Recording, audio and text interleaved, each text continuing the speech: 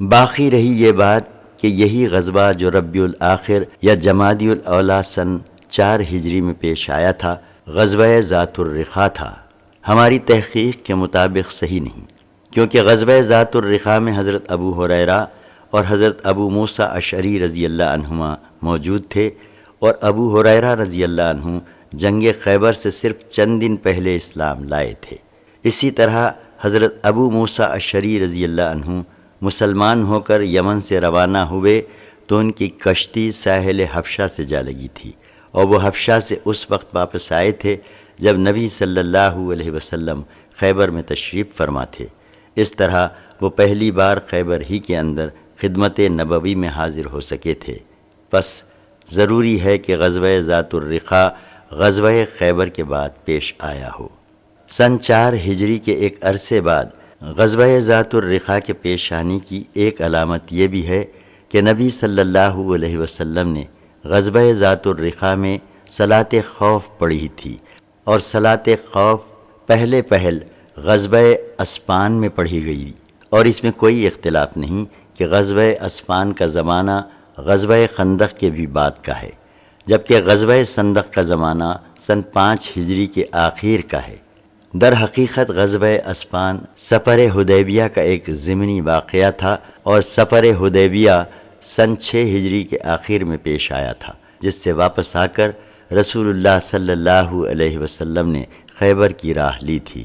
اس لیے اس اعتبار سے بھی غزوہ ذات الرقاع کا زمانہ خیبر کے بعد ہی ثابت ہوتا ہے۔ 7 غزوہ بدر دوم، اعراب کی شوکت توڑ دینے اور بددعاؤں کے شر سے مطمئن ہو جانے کے بعد مسلمانوں نے اپنے بڑے دشمن قریش سے جنگ کی تیاری شروع کر دی، کیونکہ سال تیزی سے ختم ہو رہا تھا اور احد کے موقع پر طے کیا ہوا وقت قریب آتا جا رہا تھا، اور محمد صلی اللہ علیہ وسلم اور صحابہ کرام رضی اللہ عنہم کا فرض تھا کہ میدان کارزار میں ابو سفیان اور اس کی قوم سے دو ہاتھ کرنے کے لیے نکلیں، اور جنگ کی چکی اس حکمت کے ساتھ چلائیں کہ جو فریق زیادہ ہدایت یافتہ اور پائیدار بقا کا مستحق ہو، حالات کا رخ پوری طرح اس کے حق میں ہو جائے۔ چنانچہ شعبان سن 4 ہجری 626 عیسوی میں رسول اللہ صلی اللہ علیہ وسلم نے مدینے کا انتظام حضرت عبداللہ بن رواحہ رضی اللہ عنہ کو سونپ کر اس طے شدہ جنگ کے لیے بدر کا رخ فرمایا۔ آپ صلی اللہ علیہ وسلم کے ہمراہ 1500 جمعیت اور 10 گھوڑے تھے۔ آپ صلی اللہ علیہ وسلم نے فوج کا علم حضرت علی رضی اللہ عنہ کو دیا، اور بدر پہنچ کر مشرکین کے انتظار میں خیمہ زن ہو گئے۔ دوسری طرف ابو سفیان بھی 50 سوار سمیت 2000 مشرکین کی جمعیت لے کر روانہ ہوا، اور مکے سے ایک مرحلہ دور وادی مراء الزہران پہنچ کر مجنہ نام کے مشہور چشمے پر خیمہ زن ہوا، لیکن وہ مکہ ہی سے بوجھل اور بد دل تھا، بار بار مسلمانوں کے ساتھ ہونے والی جنگ کا انجام سوچتا تھا، اور روب و ہیبت سے لرز اٹھتا تھا۔ مرز الزہران پہنچ کر اس کی ہمت جواب دے گئی، اور وہ واپسی کے بہانے سوچنے لگا۔ بالآخر اپنے ساتھیوں سے کہا، قریش کے لوگوں، جنگ اس وقت موزوں ہوتی ہے جب شادابی اور ہریالی ہو کہ جانور بھی چر سکیں اور تم بھی دودھ پی سکو۔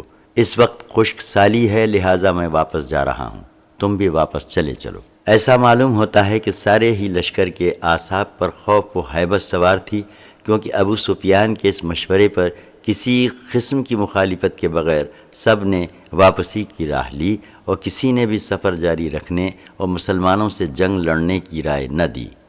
ادھر مسلمانوں نے بدر میں 8 روز تک ٹھہر کر دشمن کا انتظار کیا، اور اس دوران اپنا سامان تجارت بیچ کر 1 درہم کے 2 درہم بناتے رہے۔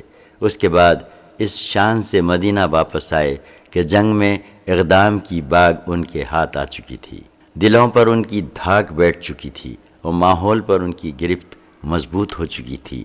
یہ غزوہ بدر موعد، بدر ثانیہ، بدر آخرہ اور بدر صغریٰ کے نام سے معروف ہے۔ غزوہ دمت الجندل، رسول اللہ صلی اللہ علیہ وسلم بدر سے واپس ہوئے تو ہر طرف امن و امان قائم ہو چکا تھا، اور پورے اسلامی قلمرو میں اطمینان کی باد بہاری چل رہی تھی۔ اب آپ عرب کی آخری حدود تک توجہ فرمانے کے لیے فارغ ہو چکے تھے، اور اس کی ضرورت بھی تھی تاکہ حالات پر مسلمانوں کا غلبہ اور کنٹرول رہے اور دوست دشمن سبھی اس کو محسوس اور تسلیم کریں۔ چنانچہ بدر صغریٰ کے بعد 6 ماہ تک آپ نے اطمینان سے مدینے میں قیام فرمایا۔ اس کے بعد آپ کو اطلاعات ملی کہ شام کے قریب دمت الجندل کے گرد آباد قبائل آنے جانے والے قافلوں پر ڈاکے ڈال رہے ہیں اور وہاں سے گزرنے والی اشیاء لوٹ لیتے ہیں۔ یہ بھی معلوم ہوا کہ انہوں نے مدینے پر حملہ کرنے کے لیے ایک بڑی جمعیت فراہم کر لی ہے۔ ان اطلاعات کے پیش نظر رسول اللہ صلی اللہ علیہ وسلم نے سبا بن ارفطہ غفاری رضی اللہ عنہ کو مدینہ میں اپنا جانشین مقرر فرما کر 1000 مسلمانوں کی نفری کے ساتھ کوچ فرمایا۔ یہ 25 ربیع الاول سن 5 ہجری کا واقعہ ہے۔ راستہ بتانے کے لیے بنو ازرع کا ایک آدمی رکھ لیا گیا تھا جس کا نام مذکور تھا۔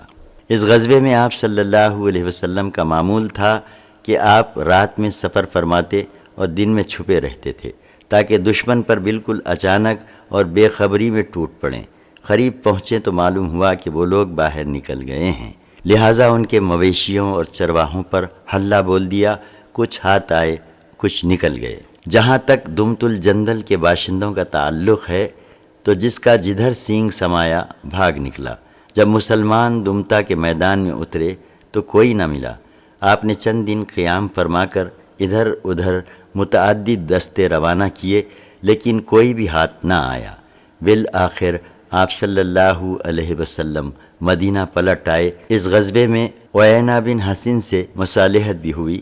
دوما یہ سرحد شام میں ایک شہر ہے، یہاں سے دمشق کا فاصلہ 5 رات اور مدینے کا 15 رات ہے۔ ان اچانک اور فیصلہ کن اقدامات اور حکیمانہ حزم و تدبر پر مبنی منصوبوں کے ذریعے نبی صلی اللہ علیہ وسلم نے قلمرو اسلام میں امن و امان بحال کرنے اور صورتحال پر قابو پانے میں کامیابی حاصل کی اور وقت کی رفتار کا رخ مسلمانوں کے حق میں موڑ لیا اور ان اندرونی اور بیرونی مشکلات پیہم کی شدت کم کی جو ہر جانب سے انہیں گھیرے ہوئے تھیں۔ چنانچہ منافقین خاموش اور مایوس ہو کر بیٹھ گئے۔ یہود کا ایک قبیلہ جلا وطن کر دیا گیا، دوسرے قبائل نے حق ہمسائیگی اور عہد و پیما کے ایفا کا مظاہرہ کیا۔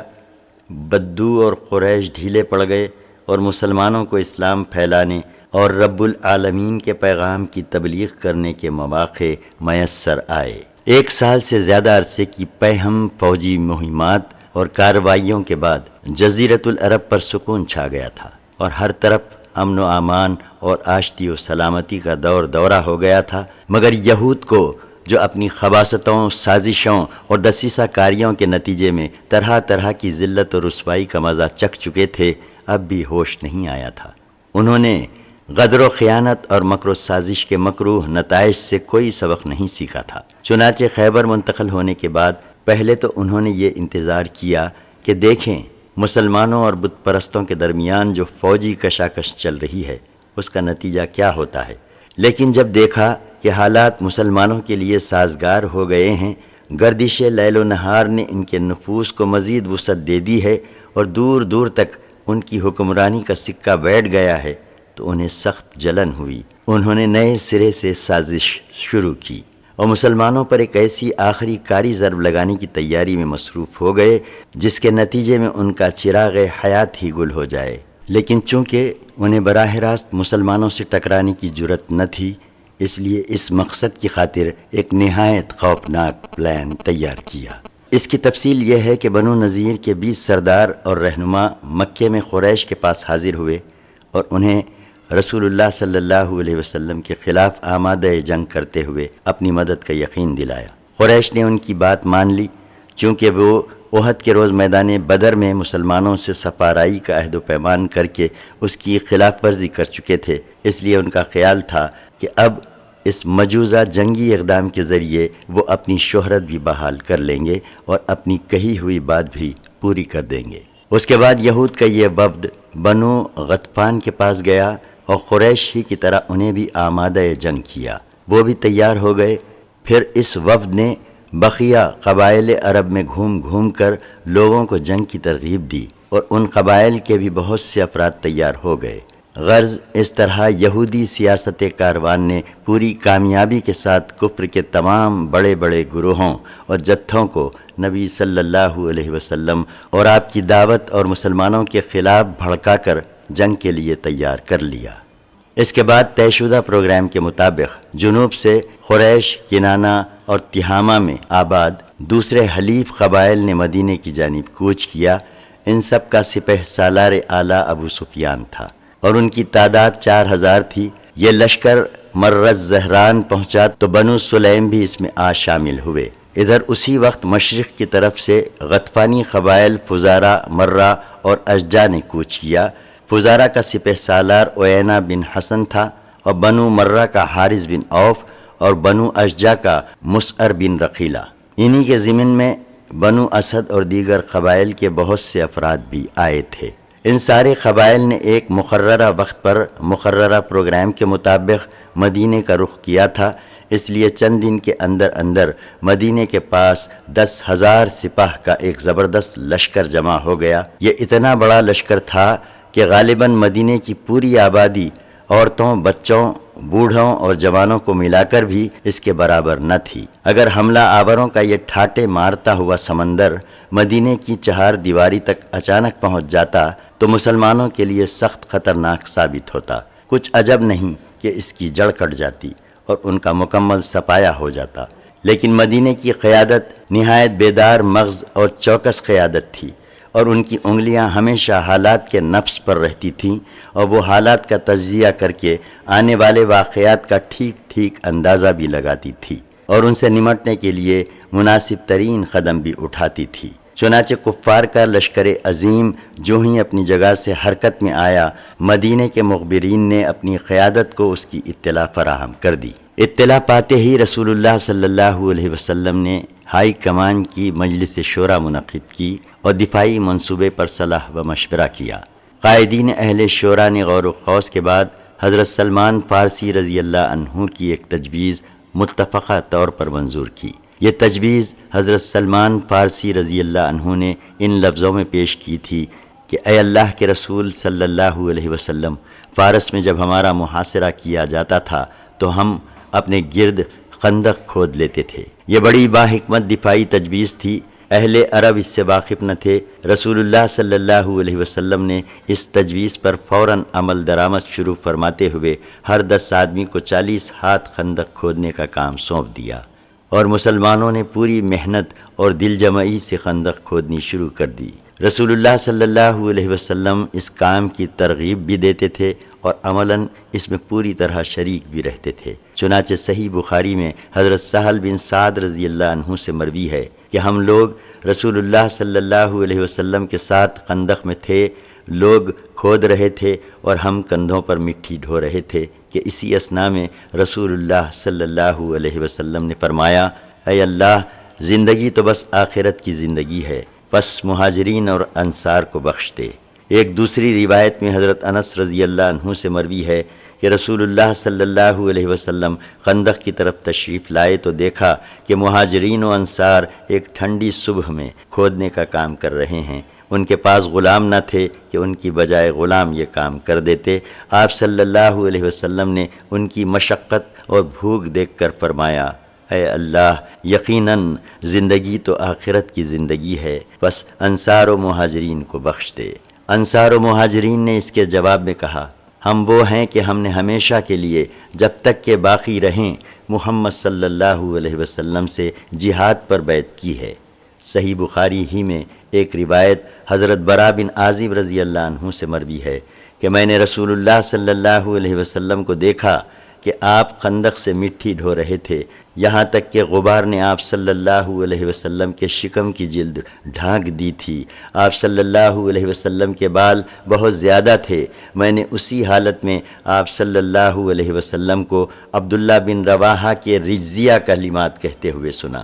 آپ صلی اللہ علیہ وسلم مٹی ڈھوتے جاتے تھے اور یہ کہتے جاتے تھے، اے اللہ، اگر تو نہ ہوتا تو ہم ہدایت نہ پاتے، نہ صدقہ دیتے، نہ نماز پڑھتے، بس ہم پر سکینت نازل فرما، اور اگر ٹکراؤ ہو جائے تو ہمارے قدم ثابت رکھ۔ انہوں نے ہمارے خلاف لوگوں کو بھڑکایا ہے، اگر انہوں نے کوئی فتنہ چاہا تو ہم ہرگز سر نہیں جھکائیں گے۔ حضرت برا فرماتے ہیں کہ آپ آخری الفاظ کھینچ کر کہتے تھے۔ ایک روایت میں آخری شعر اس طرح ہے، یعنی انہوں نے ہم پر ظلم کیا ہے، اور اگر وہ ہمیں فتنے میں ڈالنا چاہیں گے تو ہم ہرگز سرنگو نہ ہوں گے۔ مسلمان ایک طرف اس گرم جوشی کے ساتھ کام کر رہے تھے تو دوسری طرف اتنی شدت کی بھوک برداشت کر رہے تھے کہ اس کے تصور سے کلیجہ شق ہوتا ہے۔ چنانچہ حضرت انس رضی اللہ عنہ کا بیان ہے کہ اہل خندق کے پاس 2 پسر جو لایا جاتا تھا اور ہیگ دیتی ہوئی چکنائی کے ساتھ بنا کر لوگوں کے سامنے رکھ دیا جاتا تھا۔ لوگ بھوکے ہوتے تھے اور یہ حلق کے لیے بد لذت ہوتا تھا، اس سے مہک پھوٹتی رہتی تھی۔ ابو طلحہ کہتے ہیں کہ ہم نے رسول اللہ صلی اللہ علیہ وسلم سے بھوک کا شکوہ کیا اور اپنے شکم کھول کر ایک ایک پتھر دکھلائے، تو رسول اللہ صلی اللہ علیہ وسلم نے اپنا شکم کھول کر 2 پتھر دکھلایا۔ خندق کی کھدائی کے دوران نبوت کی کئی نشانیاں بھی جلوہ فگن ہوئیں۔ صحیح بخاری کی روایت ہے کہ حضرت جابر بن عبداللہ رضی اللہ عنہ نے نبی صلی اللہ علیہ وسلم کے اندر سخت بھوک کے آثار دیکھے تو بکری کا ایک بچہ ذبح کیا اور ان کی بیوی نے 1 سا تقریباً 2.5 کلو جو پیسا۔ پھر رسول اللہ صلی اللہ علیہ وسلم سے رازداری کے ساتھ خفیہ طور پر گزارش کی کہ اپنے چند رفقا کے ہمراہ تشریف لائیں، لیکن نبی صلی اللہ علیہ وسلم تمام اہل خندق کو، جن کی تعداد 1000 تھی، ہمراہ لے کر چل پڑے۔ سب لوگوں نے اسی ذرا جتنے کھانے سے شکم سیر ہو کر کھایا، پھر بھی گوشت کی ہانڈی اپنی حالت پر برقرار رہی اور بھری کی بھری جوش مارتی رہی، اور گوندا ہوا آٹا اپنی حالت پر برقرار رہا، اس سے روٹی پکائی جاتی رہی۔ حضرت نعمان بن بشیر کی بہن خندق کے پاس 2 پسر کھجور لے کر آئیں کہ ان کے بھائی اور ماموں کھا لیں گے، لیکن رسول اللہ صلی اللہ علیہ وسلم کے پاس سے گزریں تو آپ صلی اللہ علیہ وسلم نے ان سے وہ کھجور مانگ لی اور ایک کپڑے کے اوپر بکھیر دی۔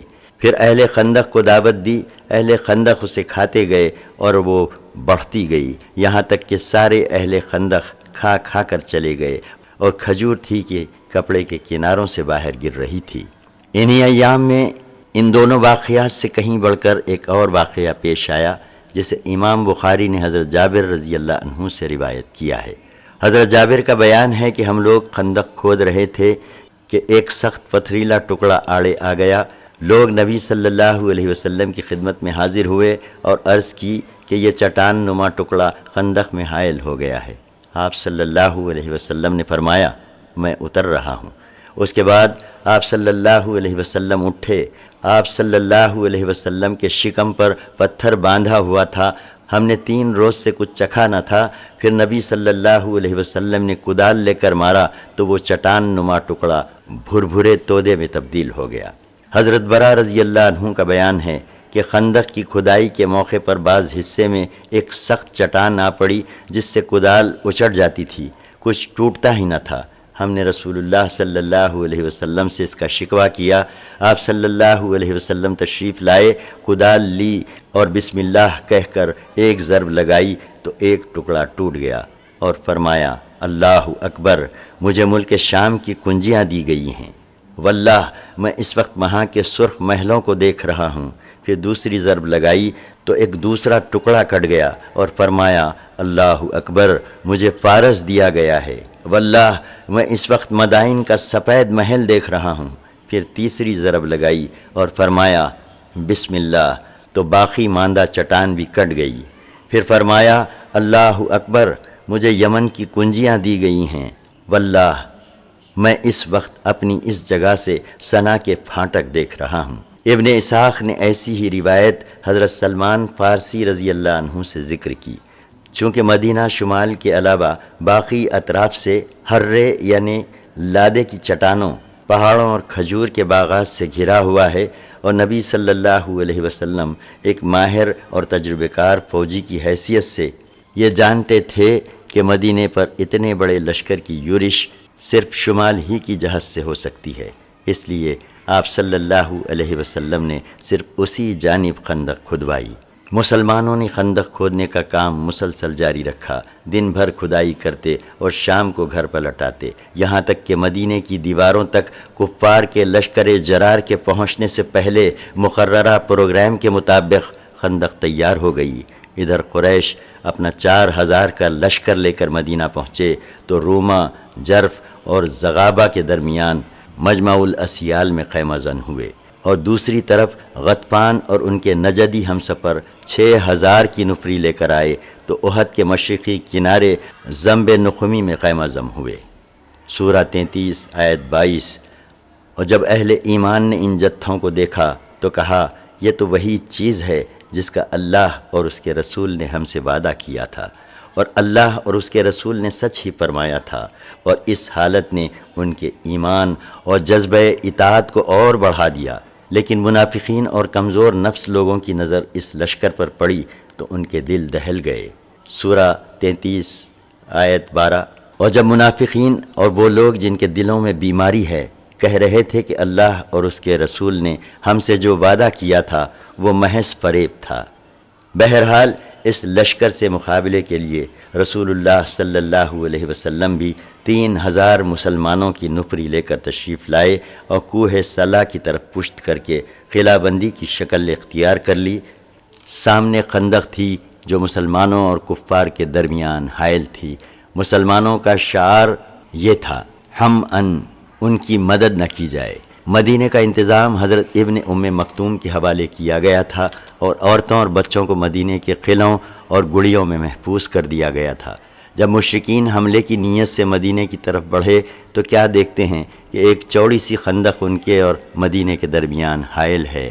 مجبوراً انہیں محاصرہ کرنا پڑا، حالانکہ وہ گھروں سے چلتے وقت اس کے لیے تیار ہو کر نہیں آئے تھے، کیونکہ دفاع کا یہ منصوبہ خود ان کے بقول ایک ایسی چال تھی جس سے عرب واقف ہی نہ تھے، لہٰذا انہوں نے اس معاملے کو سرے سے اپنے حساب میں داخل ہی نہ کیا تھا۔ مشرکین خندق کے پاس پہنچ کر غیظ و غضب سے چکر کاٹنے لگے، انہیں ایسے کمزور نقطے کی تلاش تھی جہاں سے وہ اتر سکیں۔ ادھر مسلمان ان کی گردش پر پوری نظر رکھے ہوئے تھے، ان پر تیر برساتے رہتے تھے تاکہ انہیں خندق کے قریب آنے کی جرت نہ ہو، وہ اس میں نہ کود سکیں اور نہ مٹی ڈال کر عبور کرنے کے لیے راستہ بنا سکیں۔ ادھر قریش کے شہسواروں کو گوارا نہ تھا کہ خندق کے پاس محاصرے کے نتائج کے انتظار میں بے فائدہ پڑے رہیں، یہ ان کی عادت اور شان کے خلاف بات تھی۔ چنانچہ ان کی ایک جماعت نے، جن میں عمرو بن عبدو، اکرمہ بن ابی جہل اور زرار بن خطاب وغیرہ تھے، ایک تنگ مقام سے خندق پار کر لی اور ان کے گھوڑے خندق اور صلا کے درمیان میں چکر کاٹنے لگے۔ ادھر حضرت علی رضی اللہ عنہ چند مسلمانوں کے ہمراہ نکلے اور جس مقام سے انہوں نے گھوڑے کدائے تھے اسے قبضے میں لے کر ان کی واپسی کا راستہ بند کر دیا۔ اس پر عمرو بن عبد ود نے مبازرت کے لیے للکارا۔ حضرت علی دو ہاتھ کرنے کے لیے مد مقابل پہنچے اور ایک ایسا فقرہ چست کیا کہ وہ تیش میں آ کر گھوڑے سے کود پڑا اور اس کی کونچیں کاٹ کر چہرہ مار کر حضرت علی کے دو بدو آ گیا۔ بڑا بہادر اور شہزور تھا، دونوں میں پرزور ٹکر ہوئی، ایک نے دوسرے پر بڑھ کر وار کیے، بالآخر حضرت علی رضی اللہ عنہ نے اس کا کام تمام کر دیا۔ باقی مشرکین بھاگ کر خندق پار چلے گئے۔ وہ اس قدر مرعوب تھے کہ اکرمہ نے بھاگتے ہوئے اپنا نیزہ بھی چھوڑ دیا۔ مشرکین نے کسی دن خندق پار کرنے یا اسے پاٹ کر راستہ بنانے کی بڑی زبردست کوشش کی، لیکن مسلمانوں نے بڑی عمدگی سے انہیں دور رکھا اور انہیں اس طرح تیروں سے چھیلا اور ایسی پامردی سے ان کی تیر اندازی کا مقابلہ کیا کہ ان کی ہر کوشش ناکام ہو گئی۔ اسی طرح کے پرزور مقابلوں کے دوران رسول اللہ صلی اللہ علیہ وسلم اور صحابہ کرام رضی اللہ عنہم کی بعض نمازیں بھی فوت ہو گئی تھیں۔ چنانچہ صحیحین میں حضرت جابر رضی اللہ عنہ سے مروی ہے کہ حضرت عمر بن خطاب رضی اللہ عنہ خندق کے روز آئے اور کفار کو سخت سست کہتے ہوئے کہنے لگے کہ یا رسول اللہ صلی اللہ علیہ وسلم، آج میں بمشکل سورج ڈوبتے ڈوبتے نماز پڑھ سکا۔ رسول اللہ صلی اللہ علیہ وسلم نے فرمایا، اور میں نے تو واللہ ابھی نماز پڑھی ہی نہیں ہے۔ اس کے بعد ہم لوگ نبی صلی اللہ علیہ وسلم کے ساتھ بتمان میں اترے۔ آپ صلی اللہ علیہ وسلم نے نماز کے لیے وضو فرمایا اور ہم نے بھی وضو کیا۔ پھر آپ صلی اللہ علیہ وسلم نے عصر کی نماز پڑھی۔ یہ سورج ڈوب چکنے کے بعد کی بات ہے۔ اس کے بعد مغرب کی نماز پڑھی۔ نبی صلی اللہ علیہ وسلم کو اس نماز کے فوت ہونے کا اس قدر ملال تھا کہ آپ صلی اللہ علیہ وسلم نے مشرکین پر بد دعا فرما دی۔ چنانچہ صحیح بخاری میں حضرت علی رضی اللہ عنہ سے مروی ہے کہ نبی صلی اللہ علیہ وسلم نے خندق کے روز فرمایا، اللہ ان مشرکین سمیت ان کے گھروں اور قبروں کو آگ سے بھر دے جس طرح انہوں نے ہم کو نماز وسطیٰ کی ادائیگی سے مشغول رکھا، یہاں تک کہ سورج ڈوب گیا۔ مسند احمد اور مسند شافعی رحمۃ اللہ علیہ میں مروی ہے کہ مشرکین نے آپ صلی اللہ علیہ وسلم کو ظہر، عصر، مغرب اور عشاء کی نماز کی ادائیگی سے مصروف رکھا، چنانچہ آپ صلی اللہ علیہ وسلم نے یہ ساری نمازیں یکجا پڑھیں۔ امام نووی فرماتے ہیں کہ ان روایتوں کے درمیان تطبیق کی صورت یہ ہے کہ جنگ خندق کا سلسلہ کئی روز تک جاری رہا، پس کسی دن ایک صورت پیش آئی اور کسی دن دوسری۔ یہیں سے یہ بات بھی اخذ ہوتی ہے کہ مشرکین کی طرف سے خندق عبور کرنے کی کوشش اور مسلمانوں کی طرف سے پیہم دفاع کئی روز تک جاری رہا، مگر چونکہ دونوں فوجوں کے درمیان خندق حائل تھی، اس لیے دست بدست اور خونریز جنگ کی نوبت نہ آ سکی، بلکہ صرف تیر اندازی ہوتی رہی۔ اسی تیر اندازی میں فریقین کے چند افراد مارے بھی گئے، لیکن انہیں انگلیوں پر گنا جا سکتا ہے، یعنی 6 مسلمان اور 10 مشرک، جن میں سے 1 یا 2 تلوار سے قتل کیے گئے تھے۔ اسی تیر اندازی کے دوران حضرت سعد بن معاذ رضی اللہ عنہ کو بھی ایک تیر لگا جس سے ان کے دستے کی شیرک کٹ گئی۔ انہیں حبان بن عرفہ نامی ایک قریشی مشرک کا تیر لگا تھا۔ حضرت سعد نے زخمی ہونے کے بعد دعا کی کہ اے اللہ، تو جانتا ہے کہ جس قوم نے تیرے رسول کی تکذیب کی اور انہیں نکال باہر کیا، ان سے تیری راہ میں جہاد کرنا مجھے جس قدر محبوب ہے اتنا کسی اور قوم سے نہیں ہے۔ اے اللہ، میں سمجھتا ہوں کہ اب تو نے ہماری ان کی جنگ کو آخری مرحلے تک پہنچا دیا ہے، بس اگر قریش کی جنگ کچھ باقی رہ گئی ہو تو مجھے ان کے لیے باقی رکھ کہ میں ان سے تیری راہ میں جہاد کروں، اور اگر تو نے لڑائی ختم کر دی ہے تو اسی زخم کو جاری کر کے اسے میری موت کا سبب بنا دے۔ ان کی اس دعا کا آخری ٹکڑا یہ تھا کہ لیکن مجھے موت نہ دے یہاں تک کہ بنو قریظہ کے معاملے میں میری آنکھوں کو ٹھنڈک حاصل ہو جائے۔ بہرکیف ایک طرف مسلمان محاذ جنگ پر ان مشکلات سے دوچار تھے تو دوسری طرف سازش اور دسیسہ کاری کے سانپ اپنے بلوں میں حرکت کر رہے تھے اور اس کوشش میں تھے کہ مسلمانوں کے جسم میں اپنا زہر اتار دیں۔ چنانچہ بنو نذیر کا مجرم اکبر حیی بن اخطب بنو قریظہ کے دربار میں آیا اور ان کے سردار کعب بن اسد قرظی کے پاس حاضر ہوا۔ یہ کعب بن اسد وہی شخص ہے جو بنو قریظہ کی طرف سے عہد و پیمان کرنے کا مجاز و مختار تھا اور جس نے رسول اللہ صلی اللہ علیہ وسلم سے یہ معاہدہ کیا تھا کہ جنگ کے مواقع پر آپ کی مدد کرے گا، جیسا کہ پچھلے صفحات میں گزر چکا ہے۔ حیی نے آ کر اس کے دروازے پر دستک دی تو اس نے دروازہ اندر سے بند کر لیا، مگر حیی اس سے ایسی باتیں کرتا رہا کہ آخر کار اس نے دروازہ کھول ہی دیا۔ حیی نے کہا، اے کعب، میں تمہارے پاس زمانے کی عزت اور چڑھا ہوا سمندر لے کر آیا ہوں۔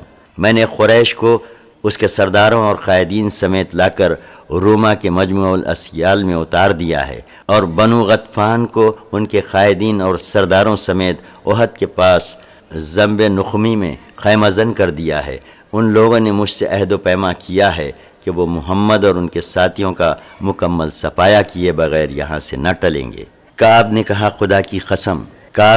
خدا کی قسم تم میرے پاس زمانے کی ذلت اور برسا ہوا بادل لے کر آئے ہو جو صرف گرج چمک رہا ہے مگر اس میں کچھ رہ نہیں گیا ہے۔ حیی، تجھ پر افسوس، مجھے میرے حال پر چھوڑ دے، میں نے محمد سے صدق و وفا کے سوا کچھ نہیں دیکھا ہے۔ مگر حیی اس کو مسلسل چوٹی اور کندھے میں بٹتا اور پیٹتا رہا، یہاں تک کہ اسے رام کر ہی لیا۔ البتہ اسے اس مقصد کے لیے یہ عہد و پیمان کرنا پڑا کہ اگر قریش نے محمد کو ختم کیے بغیر واپسی کی راہ لی تو میں بھی تمہارے ساتھ تمہارے قلعے میں داخل ہو جاؤں گا، پھر جو انجام تمہارا ہوگا وہی میرا بھی ہوگا۔ حیی کے اس پیمان وفا کے بعد کعب بن اسد نے رسول اللہ صلی اللہ علیہ وسلم سے کیا ہوا عہد توڑ دیا اور مسلمانوں کے ساتھ طے کی ہوئی ذمہ داریوں سے بری ہو کر ان کے خلاف مشرکین کی جانب سے جنگ میں شریک ہو گیا۔ اس کے بعد قریظہ کے یہود عملی طور پر جنگی کارروائیوں میں مصروف ہو گئے۔ ابن اسحاق کا بیان ہے کہ حضرت صفیہ بنت عبد المطلب رضی اللہ عنہا حضرت حسان بن ثابت رضی اللہ عنہ کے پارے نامی قلعے کے اندر تھیں۔ حضرت حسان عورتوں اور بچوں کے ساتھ وہیں تھے۔ حضرت صفیہ کہتی ہیں کہ ہمارے پاس سے ایک یہودی گزرا اور قلعے کا چکر کاٹنے لگا۔ یہ اس وقت کی بات ہے جب بنو قریظہ رسول اللہ صلی اللہ علیہ وسلم سے طے کیا ہوا عہد و پیمان توڑ کر آپ سے برسر پیکار ہو چکے تھے، اور ہمارے اور ان کے درمیان کوئی نہ تھا جو ہمارا دفاع کرتا۔ رسول اللہ صلی اللہ علیہ وسلم مسلمانوں سمیت دشمن کے مد مقابل پھنسے ہوئے تھے۔ اگر ہم پر کوئی حملہ آور ہو جاتا تو آپ صلی اللہ علیہ وسلم انہیں چھوڑ کر آ نہیں سکتے تھے۔ اس لیے میں نے کہا، اے حسان، یہ یہودی جیسا کہ آپ دیکھ رہے ہیں قلعے کا چکر لگا رہا ہے، اور مجھے خدا کی قسم اندیشہ ہے کہ یہ باقی یہود کو بھی ہماری کمزوری سے آگاہ کر دے گا۔ ادھر رسول اللہ صلی اللہ علیہ وسلم اور صحابہ کرام رضی اللہ عنہم اس طرح پھنسے ہوئے ہیں کہ ہماری مدد کو نہیں آ سکتے، لہٰذا آپ جائیے اور اسے قتل کر دیجئے۔ حضرت حسان نے کہا، واللہ آپ جانتی ہیں کہ میں اس کام کا آدمی نہیں۔ حضرت صفیہ کہتی ہیں کہ اب میں نے خود اپنی کمر باندھی، پھر ستون کی ایک لکڑی لی اور اس کے بعد قلعے سے اتر کر اس یہودی کے پاس پہنچی اور اسے لکڑی مار مار کر اس کا خاتمہ کر دیا۔ اس کے بعد قلعے میں واپس آئی اور حسان سے کہا، جائیے اس کا ہتھیار اور اسباب اتار لیجئے۔ چونکہ وہ مرد ہے اس لیے میں نے اس کا ہتھیار نہیں اتارا۔ حسان نے کہا، مجھے اس کے ہتھیار اور سامان کی کوئی ضرورت نہیں۔ حقیقت یہ ہے کہ مسلمان بچوں اور عورتوں کی حفاظت پر رسول اللہ صلی اللہ علیہ وسلم کی پھوپھی کے اس جانبازانہ کارنامے کا بڑا گہرا اور اچھا اثر پڑا۔ اس کارروائی سے غالباً یہود نے سمجھا کہ ان قلعے اور گڑھیوں میں بھی مسلمانوں کا حفاظتی لشکر موجود ہے، حالانکہ وہاں کوئی لشکر نہ تھا۔ اس لیے یہود کو دوبارہ اس قسم کی جرأت نہ ہوئی۔ البتہ وہ بت پرست حملہ آوروں کے ساتھ اپنے اتحاد اور انضمام کا عملی ثبوت پیش کرنے کے لیے انہیں مسلسل رسد پہنچاتے رہے، حتیٰ کہ مسلمانوں نے ان کی رسد کے 20 اونٹوں پر قبضہ بھی کر لیا۔ بہرحال یہود کی عہد شکنی کی خبر رسول اللہ صلی اللہ علیہ وسلم کو معلوم ہوئی تو آپ صلی اللہ علیہ وسلم نے فوراً اس کی تحقیق کی طرف توجہ فرمائی تاکہ بنو قریظہ کا موقف واضح ہو جائے اور اس کی روشنی میں فوجی نقطۂ نظر سے جو اقدام مناسب ہو اختیار کیا جائے۔ چنانچہ آپ نے اس خبر کی تحقیق کے لیے حضرت سعد بن معاذ، سعد بن عبادہ، عبداللہ بن رواحہ اور قواد بن جبیر رضی اللہ عنہم کو روانہ فرمایا اور ہدایت کی کہ جاؤ دیکھو بنی قریظہ کے بارے میں جو کچھ معلوم ہوا ہے وہ واقعی صحیح ہے یا نہیں۔ اگر صحیح ہے تو واپس آ کر صرف مجھے بتا دینا، اور وہ بھی اشاروں میں۔ لوگوں کے بازو مت توڑنا، اور اگر وہ عہد و پیمان پر قائم ہیں تو پھر لوگوں کے درمیان علانیہ اس کا ذکر کر دینا۔ جب یہ لوگ بنو قریظہ کے قریب پہنچے تو انہیں انتہائی خباثت پر آمادہ پایا۔ انہوں نے علانیہ گالیاں بکیں، دشمنی کی باتیں کیں اور رسول اللہ صلی اللہ علیہ وسلم کی اہانت کی۔ کہنے لگے، اللہ کا رسول کون؟ ہمارے اور محمد کے درمیان کوئی عہد ہے نہ پیمان۔ یہ سن کر وہ لوگ واپس آ گئے اور رسول اللہ صلی اللہ علیہ وسلم کی خدمت میں پہنچ کر صورتحال کی طرف اشارہ کرتے ہوئے صرف اتنا کہا، اصل و خارہ۔ مقصود یہ تھا کہ جس طرح اصل و خارہ نے اصحاب رضی کے ساتھ بدعہدی کی تھی، اسی طرح یہود بھی بدعہدی پر تلے ہوئے ہیں۔ باوجود یہ کہ ان صحابہ کرام رضی اللہ عنہم نے اخفاء حقیقت کی کوشش کی، لیکن عام لوگوں کو صورتحال کا علم ہو گیا اور اس طرح ایک خوفناک خطرہ ان کے سامنے مجسم ہو گیا۔ در حقیقت اس وقت مسلمان نہایت نازک صورتحال سے دوچار تھے۔ پیچھے بنو قریظہ تھے جن کا حملہ روکنے کے لیے ان کے اور مسلمانوں کے درمیان کوئی نہ تھا۔ آگے مشرکین کا لشکر جرار تھا جنہیں چھوڑ کر ہٹنا ممکن نہ تھا۔ پھر مسلمان عورتیں اور بچے تھے جو کسی حفاظتی انتظام کے بغیر بدعہد یہودیوں کے قریب ہی تھے۔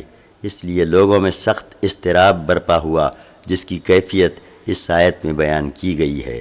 سورہ 33 آیت 10-11۔ اور جب نگاہیں کج ہو گئیں، دل حلق میں آ گئے اور تم لوگ اللہ کے ساتھ طرح طرح کے گمان کرنے لگے، اس وقت مومنوں کی آزمائش کی گئی اور انہیں شدت سے جھنجھوڑ دیا گیا۔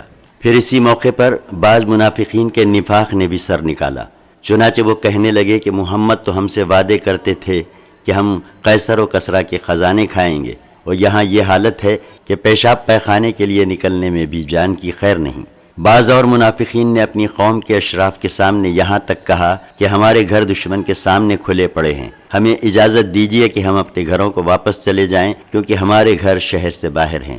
نوبت یہاں تک پہنچ چکی تھی کہ بنو سلمہ کے قدم اکھڑ رہے تھے اور وہ پسپائی کی سوچ رہے تھے۔ انہی لوگوں کے بارے میں اللہ تعالیٰ نے یہ ارشاد فرمایا ہے، سورہ 33 آیت 12 اور 13، اور جب منافقین اور وہ لوگ جن کے دلوں میں بیماری ہے کہہ رہے تھے کہ ہم سے اللہ اور اس کے رسول صلی اللہ علیہ وسلم نے جو وعدہ کیا ہے وہ فریب کے سوا کچھ نہیں، اور جب ان کی ایک جماعت نے کہا کہ اے اہل یثرب، تمہارے لیے ٹھہرنے کی گنجائش نہیں، لہٰذا واپس چلو، اور ان کا ایک فریق نبی سے اجازت مانگ رہا تھا، کہتا تھا ہمارے گھر خالی پڑے ہیں، حالانکہ وہ خالی نہیں پڑے تھے، یہ لوگ محض فرار چاہتے تھے۔ ایک طرف لشکر کا یہ حال تھا، دوسری طرف رسول اللہ صلی اللہ علیہ وسلم کی یہ کیفیت تھی کہ آپ صلی اللہ علیہ وسلم نے بنو قریظہ کی بد عہدی کی خبر سن کر اپنا سر اور چہرہ کپڑے سے ڈھک لیا اور دیر تک چت لیٹے رہے۔ اس کیفیت کو دیکھ کر لوگوں کا اضطراب اور زیادہ بڑھ گیا، لیکن اس کے بعد آپ صلی اللہ علیہ وسلم پر امید کی روح غالب آ گئی اور آپ اللہ اکبر کہتے ہوئے کھڑے ہوئے اور فرمایا، مسلمانوں، اللہ کی مدد اور فتح کی خوشخبری سن لو۔ اس کے بعد آپ صلی اللہ علیہ وسلم نے پیش آمدہ حالات سے نمٹنے کا پروگرام بنایا، اور اسی پروگرام کے ایک جزو کے طور پر مدینے کی نگرانی کے لیے فوج کا ایک حصہ روانہ فرماتے رہے، تاکہ مسلمانوں کو غافل دیکھ کر یہود کی طرف سے عورتوں اور بچوں پر اچانک کوئی حملہ نہ ہو جائے۔ لیکن اس موقع پر ایک فیصلہ کن اقدام کی ضرورت تھی، جس کے ذریعے دشمن کے مختلف گروہوں کو ایک دوسرے سے بے تعلق کر دیا جائے۔ اس مقصد کے لیے آپ نے سوچا کہ بنو غطفان کے دونوں سرداروں عیینہ بن حسن اور حارث بن عوف سے مدینے کی ایک تہائی پیداوار پر مصالحت کر لیں، تاکہ یہ دونوں سردار اپنے اپنے قبیلے لے کر واپس چلے جائیں، اور مسلمان تنہا قریش پر، جن کی طاقت کا بار بار اندازہ لگایا جا چکا تھا، ضرب کاری لگانے کے لیے فارغ ہو جائیں۔ اس تجویز پر کچھ گفت و شنید بھی ہوئی، مگر جب آپ نے حضرت سعد بن معاذ اور حضرت سعد بن عبادہ رضی اللہ عنہما سے اس تجویز کے بارے میں مشورہ کیا، تو ان دونوں نے بیک زبان عرض کیا کہ یا رسول اللہ صلی اللہ علیہ وسلم، اگر اللہ نے آپ کو اس کا حکم دیا ہے تب تو بلا چوں و چرا تسلیم ہے، اور اگر آپ صلی اللہ علیہ وسلم محض ہماری خاطر ایسا کرنا چاہتے ہیں تو ہمیں اس کی ضرورت نہیں۔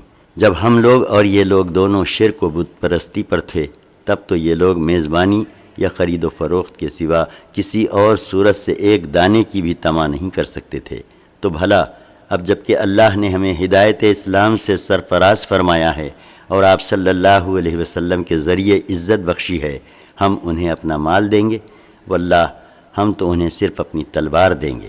آپ صلی اللہ علیہ وسلم نے ان دونوں کی رائے کو درست قرار دیا اور فرمایا کہ جب میں نے دیکھا کہ سارا عرب ایک کمان کھینچ کر تم پر پل پڑا ہے تو محض تمہاری خاطر میں نے یہ کام کرنا چاہا تھا۔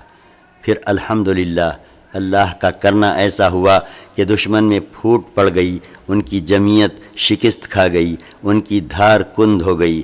ہوا یہ کہ بنو غطفان کے ایک صاحب جن کا نام نعیم بن مسعود بن عامر اشجعی تھا، رسول اللہ صلی اللہ علیہ وسلم کی خدمت میں حاضر ہوئے اور عرض کی کہ اے اللہ کے رسول صلی اللہ علیہ وسلم، میں مسلمان ہو گیا ہوں، لیکن میری قوم کو میرے اسلام لانے کا علم نہیں، لہٰذا آپ صلی اللہ علیہ وسلم مجھے کوئی حکم فرمائیں۔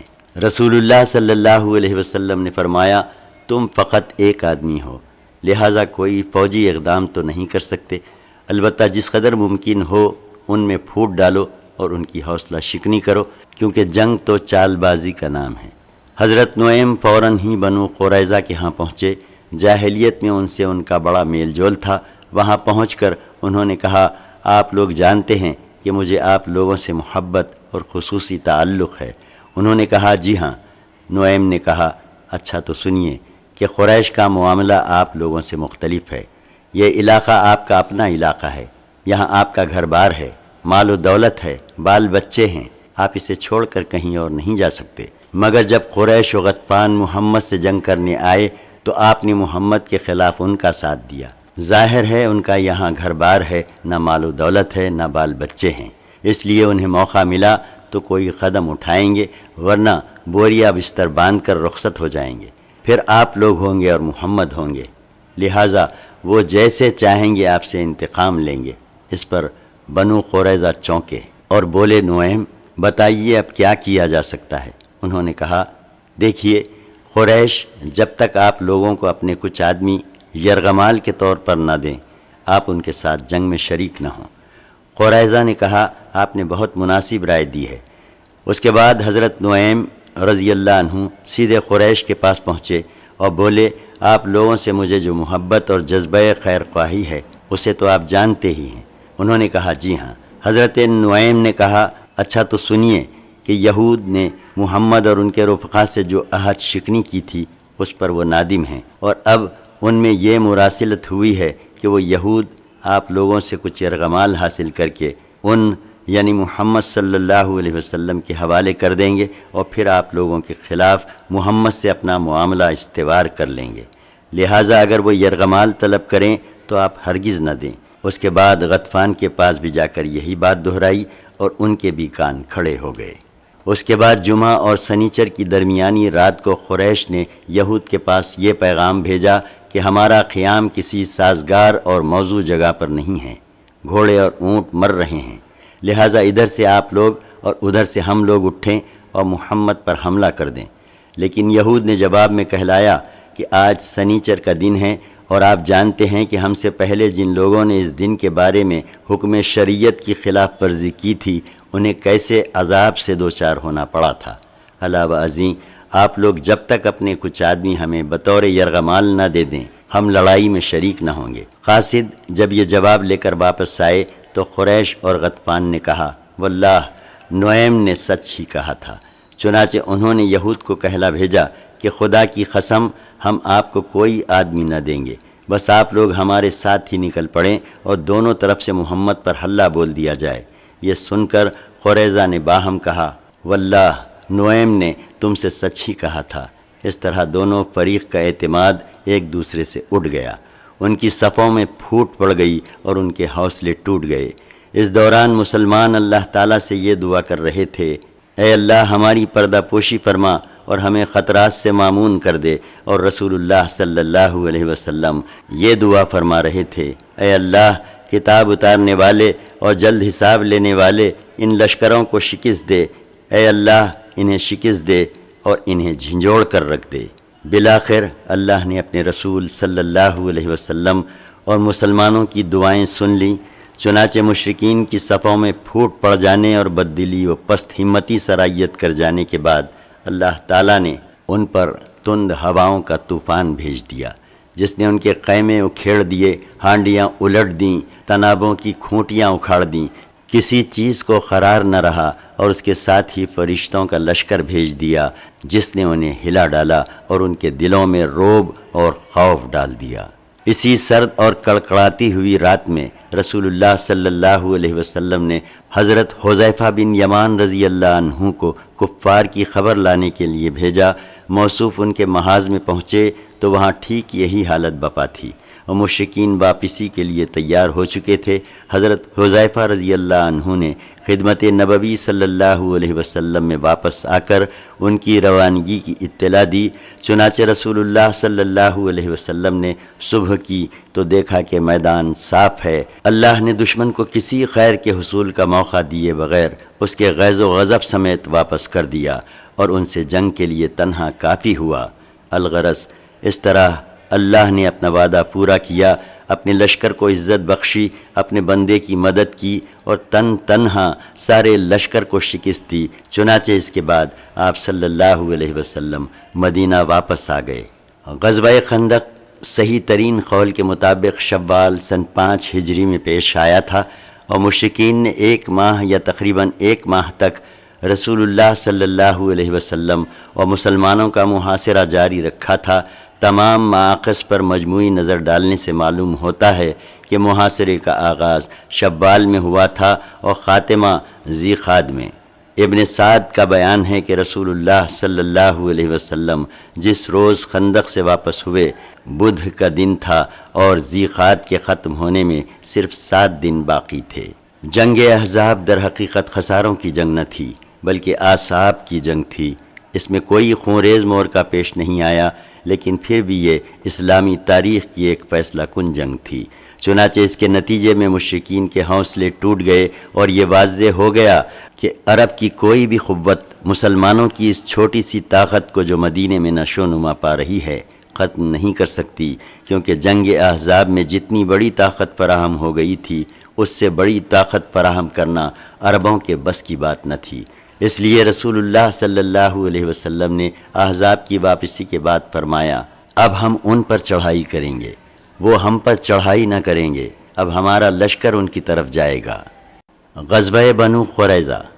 جس روز رسول اللہ صلی اللہ علیہ وسلم خندق سے واپس تشریف لائے، اسی روز ظہر کے وقت جبکہ آپ حضرت ام سلمہ رضی اللہ عنہا کے مکان میں غسل فرما رہے تھے، حضرت جبرائیل علیہ السلام تشریف لائے اور فرمایا، کیا آپ نے ہتھیار رکھ دیے؟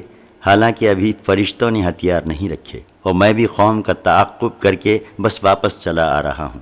اٹھیے اور اپنے رفقا کو لے کر بنو قریظہ کا رخ کیجیے، میں آگے آگے جا رہا ہوں، ان کے قلعوں میں زلزلہ برپا کروں گا اور ان کے دلوں میں رعب و دہشت ڈالوں گا۔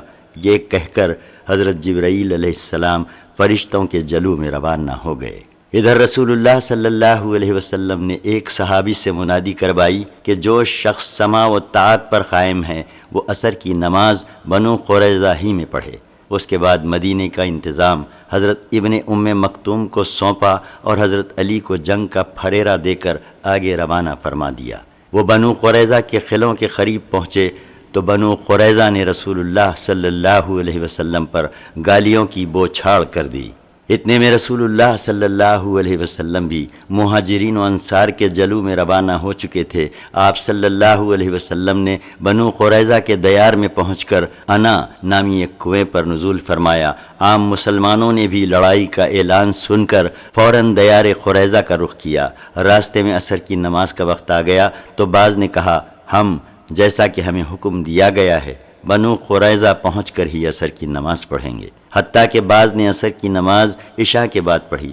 لیکن کچھ دوسرے صحابہ نے کہا، آپ کا مقصود یہ نہیں تھا بلکہ یہ تھا کہ ہم جلد از جلد روانہ ہو جائیں، اس لیے انہوں نے راستے ہی میں نماز پڑھ لی۔ البتہ جب رسول اللہ صلی اللہ علیہ وسلم کے سامنے یہ قضیہ پیش ہوا تو آپ صلی اللہ علیہ وسلم نے کسی بھی فریق کو سخت سست نہیں کہا۔ بہرکیف مختلف ٹکڑیوں میں بٹ کر اسلامی لشکر دیار بنو قریظہ میں پہنچا اور نبی صلی اللہ علیہ وسلم کے ساتھ جا شامل ہوا۔ پھر بنو قریظہ کے قلعوں کا محاصرہ کر لیا۔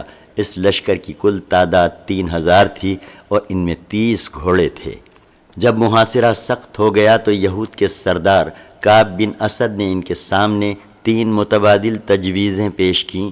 ایک، یا تو اسلام قبول کر لیں اور محمد صلی اللہ علیہ وسلم کے دین میں داخل ہو کر اپنی جان و مال اور بال بچوں کو محفوظ کر لیں۔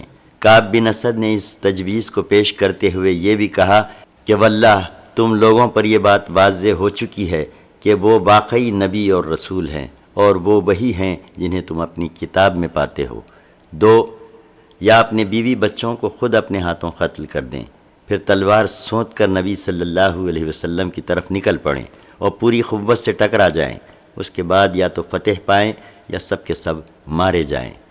3، یا پھر رسول اللہ صلی اللہ علیہ وسلم اور صحابہ کرام رضی اللہ عنہم پر دھوکے سے سنیچر کے دن پل پڑیں، کیونکہ انہیں اطمینان ہوگا کہ آج لڑائی نہیں ہوگی۔ لیکن یہود نے ان تینوں میں سے کوئی بھی تجویز منظور نہ کی، جس پر ان کے سردار کعب بن اسد نے جھلا کر کہا، تم میں سے کسی نے ماں کی کوکھ سے جنم لینے کے بعد ایک رات بھی ہوش مندی کے ساتھ نہیں گزاری ہے۔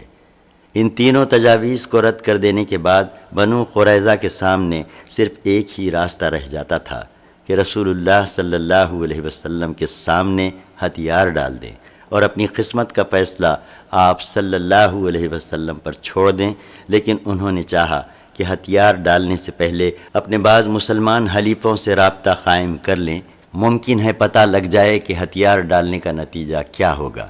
چنانچہ انہوں نے رسول اللہ صلی اللہ علیہ وسلم کے پاس پیغام بھیجا کہ آپ ابو لبابہ کو ہمارے پاس بھیج دیں، ہم ان سے مشورہ کرنا چاہتے ہیں۔ ابو لبابہ ان کے حلیف تھے اور ان کے باغات اور آل اولاد بھی اسی علاقے میں تھے۔ جب ابو لبابہ وہاں پہنچے تو مرد حضرات انہیں دیکھ کر ان کی طرف دوڑ پڑے اور عورتیں اور بچے ان کے سامنے دھاڑے مار مار کر رونے لگے۔ اس کیفیت کو دیکھ کر حضرت ابو لبابہ رضی اللہ عنہ پر رقت طاری ہو گئی۔ یہود نے کہا، ابو لبابہ، کیا آپ مناسب سمجھتے ہیں کہ ہم محمد صلی اللہ علیہ وسلم کے فیصلے پر ہتھیار ڈال دیں؟ انہوں نے فرمایا ہاں، لیکن ساتھ ہی ہاتھ سے حلق کی طرف اشارہ بھی کر دیا، جس کا مطلب یہ تھا کہ ذبح کر دیے جاؤ گے۔ لیکن انہیں فوراً احساس ہوا کہ یہ اللہ اور اس کے رسول کے ساتھ خیانت ہے، چنانچہ وہ رسول اللہ صلی اللہ علیہ وسلم کے پاس واپس آنے کی بجائے سیدھے مسجد نبوی پہنچے اور اپنے آپ کو مسجد کے ایک کھمبے سے باندھ لیا اور قسم کھائی کہ اب انہیں رسول اللہ صلی اللہ علیہ وسلم ہی اپنے دست مبارک سے کھولیں گے اور وہ آئندہ بنو قریظہ کی سرزمین میں کبھی داخل نہ ہوں گے۔ ادھر رسول اللہ صلی اللہ علیہ وسلم محسوس کر رہے تھے کہ ان کی واپسی میں دیر ہو رہی ہے۔ پھر جب تفصیلات کا علم ہوا تو فرمایا، اگر وہ میرے پاس آ گئے ہوتے تو میں ان کے لیے دعائے مغفرت کر دیا ہوتا، لیکن جب وہ وہی کام کر بیٹھے ہیں تو اب میں بھی انہیں ان کی جگہ سے کھول نہیں سکتا، یہاں تک کہ اللہ تعالیٰ ان کی توبہ قبول فرما لے۔ ادھر ابو لبابہ کے اشارے کے باوجود بنو قریظہ نے یہی طے کیا کہ رسول اللہ صلی اللہ علیہ وسلم کے سامنے ہتھیار ڈال دیں اور وہ جو فیصلہ مناسب سمجھیں کریں۔ حالانکہ بنو قریظہ ایک طویل عرصے تک محاصرہ برداشت کر سکتے تھے، کیونکہ ایک طرف ان کے پاس وافر مقدار میں سامان خورد و نوش تھا، پانی کے چشمے اور کنویں تھے، مضبوط اور محفوظ قلعے تھے، اور دوسری طرف مسلمان کھلے میدان میں خون منجمد کر دینے والے جاڑے اور بھوک کی سختیاں سہ رہے تھے، اور آغاز جنگ خندق کے بھی پہلے سے مسلسل جنگی مصروفیات کے سبب تکان سے چور چور تھے۔ لیکن جنگ بنی قریظہ در حقیقت ایک اعصابی جنگ تھی۔ اللہ نے ان کے دلوں میں رعب ڈال دیا تھا اور ان کے حوصلے ٹوٹتے جا رہے تھے۔ پھر حوصلوں کی یہ شکستگی اس وقت انتہا کو پہنچ گئی جب حضرت علی بن ابی طالب رضی اللہ عنہ اور حضرت زبیر بن عوام رضی اللہ عنہ نے پیش قدمی فرمائی، اور حضرت علی رضی اللہ عنہ نے گرج کر یہ اعلان کیا کہ ایمان کے فوجیوں، خدا کی قسم، اب میں بھی یا تو وہی چکھوں گا جو حمزہ نے چکھا، یا ان کا قلعہ فتح کر کے رہوں گا۔ چنانچہ حضرت علی کا یہ عزم سن کر بنو قریظہ نے جلد ہی سے اپنے آپ کو رسول اللہ صلی اللہ علیہ وسلم کے حوالے کر دیا کہ آپ جو فیصلہ مناسب سمجھے کریں۔ رسول اللہ صلی اللہ علیہ وسلم نے حکم دیا کہ مردوں کو باندھ دیا جائے، چنانچہ محمد بن مسلمہ انصاری رضی اللہ عنہ کے زیر نگرانی ان سب کے ہاتھ باندھ دیے گئے اور عورتوں اور بچوں کو مردوں سے الگ کر دیا گیا۔ قبیلہ اوس کے لوگ رسول اللہ صلی اللہ علیہ وسلم سے عرض پرداز ہوئے کہ آپ صلی اللہ علیہ وسلم نے بنو قینقاع کے ساتھ جو سلوک فرمایا تھا وہ آپ کو یاد ہی ہے۔ بنو قینقاع ہمارے بھائی خزرج کے حلیف تھے اور یہ لوگ ہمارے حلیف ہیں، لہٰذا ان پر احسان فرمائیں۔ آپ صلی اللہ علیہ وسلم نے فرمایا، کیا آپ لوگ اس پر راضی نہیں کہ ان کے متعلق آپ ہی کا ایک ایک آدمی فیصلہ کرے؟ انہوں نے کہا، کیوں نہیں؟ آپ نے فرمایا، تو یہ معاملہ سعد بن معاذ کے حوالے ہے۔ اوس کے لوگوں نے کہا، ہم اس پر راضی ہیں۔ اس کے بعد آپ صلی اللہ علیہ وسلم نے حضرت سعد بن معاذ کو بلا بھیجا۔ وہ مدینہ میں تھے، لشکر کے ہمراہ تشریف نہیں لائے تھے، کیونکہ جنگ خندق کے دوران ہاتھ کی رگ کٹنے کے سبب زخمی تھے۔ انہیں ایک گدھے پر سوار کر کے رسول اللہ صلی اللہ علیہ وسلم کی خدمت میں لایا گیا۔ جب قریب پہنچے تو ان کے قبیلے کے لوگوں نے انہیں دونوں جانب سے گھیر لیا اور کہنے لگے، سعد، اپنے حلیفوں کے بارے میں اچھائی اور احسان سے کام لیجئے گا۔ رسول اللہ صلی اللہ علیہ وسلم نے آپ کو اسی لیے حکم بنایا ہے کہ آپ ان سے حسن سلوک کریں، مگر وہ چپ چاپ تھے، کوئی جواب نہ دے رہے تھے۔ جب لوگوں نے گزارش کی بھرمار کر دی تو بولے اب وقت آ گیا ہے کہ سعد کو اللہ کے بارے میں کسی ملامت گر کی ملامت کی پرواہ نہیں۔ یہ سن کر بعض لوگ اسی وقت مدینہ آ گئے اور قیدیوں کی موت کا اعلان کر دیا۔ اس کے بعد حضرت سعد نبی صلی اللہ علیہ وسلم کے پاس پہنچے تو آپ صلی اللہ علیہ وسلم نے فرمایا اپنے سردار کی جانب اٹھ کر بڑھو۔ لوگوں نے بڑھ کر جب انہیں اتار لیا تو کہا اے سعد یہ لوگ آپ کے فیصلے پر اترے ہیں۔ حضرت سعد نے کہا کیا میرا فیصلہ ان پر نافذ ہوگا؟ لوگوں نے کہا جی ہاں۔ انہوں نے کہا مسلمانوں پر بھی؟ لوگوں نے کہا جی ہاں۔ انہوں نے پھر کہا اور جو یہاں ہیں ان پر بھی؟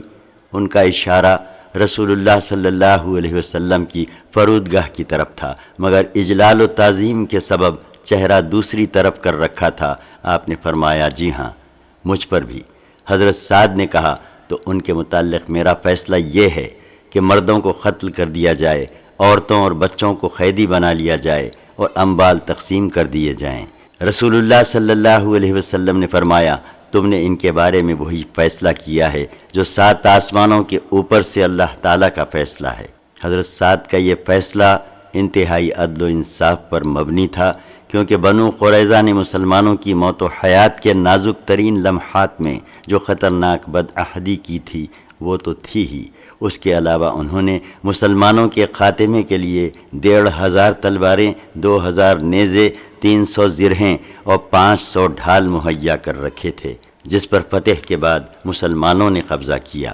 اس فیصلے کے بعد رسول اللہ صلی اللہ علیہ وسلم کے حکم پر بنو قریظہ کو مدینہ لا کر بنو نجار کی ایک عورت جو حارث کی صاحبزادی تھیں کے گھر میں قید کر دیا گیا۔ مدینے کے بازار میں خندقیں کھودی گئیں، پھر انہیں ایک ایک جماعت کر کے لے جایا گیا اور ان خندقوں میں ان کی گردنیں مار دی گئیں۔ کارروائی شروع ہونے کے تھوڑی دیر بعد باقی ماندہ قیدیوں نے اپنے سردار کعب بن اسد سے دریافت کیا کہ آپ کا کیا اندازہ ہے، ہمارے ساتھ کیا ہو رہا ہے؟ اس نے کہا کیا تم لوگ کسی بھی جگہ سمجھ بوجھ نہیں رکھتے؟ دیکھتے نہیں کہ پکارنے والا رک نہیں رہا ہے اور جانے والا پلٹ نہیں رہا ہے؟ یہ خدا کی قسم قتل ہے۔ بہرکیف ان سب کی جن کی تعداد 600 اور 700 کے درمیان تھی گردنیں مار دی گئیں۔ اس کارروائی کے ذریعے غدر و خیانت کے ان سانپوں کا مکمل طور پر خاتمہ ہو گیا جنہوں نے پختہ عہد و پیمان توڑا تھا۔ مسلمانوں کے خاتمے کے لیے ان کی زندگی کے نہایت سنگین اور نازک ترین لمحات میں دشمن کو مدد دے کر جنگ کے اکابر مجرمین کا کردار ادا کیا تھا، اور اب وہ واقعتاً مقدمے اور پھانسی کے مستحق ہو چکے تھے۔ بنو قریظہ کی اس تباہی کے ساتھ ہی بنو نذیر کا شیطان اور جنگ احزاب کا ایک بڑا مجرم حیی بن اخطب بھی اپنے کیفر کردار کو پہنچ گیا۔ یہ شخص ام المومنین حضرت صفیہ رضی اللہ عنہا کا باپ تھا۔ قریش و غطفان کی واپسی کے بعد جب بنو قریظہ کا محاصرہ کیا گیا اور انہوں نے قلعہ بندی اختیار کی تو یہ بھی ان کے ہمراہ قلعہ بند ہو گیا تھا، کیونکہ غزوہ احزاب کے ایام میں یہ شخص جب کعب بن اسد کو غدر و خیانت پر آمادہ کرنے کے لیے آیا تھا تو اس کا وعدہ کر رکھا تھا اور اب اسی وعدے کو نبھا رہا تھا۔ اسے جس وقت خدمت نبوی صلی اللہ علیہ وسلم میں لایا گیا ایک جوڑا زیبتن کیے ہوئے تھا، جسے خود ہی ہر جانب سے ایک ایک انگل پھاڑ رکھا تھا تاکہ اسے مال غنیمت میں نہ رکھوا لیا جائے۔ اس کے دونوں ہاتھ گردن کے پیچھے رسی سے یکجا بندھے ہوئے تھے۔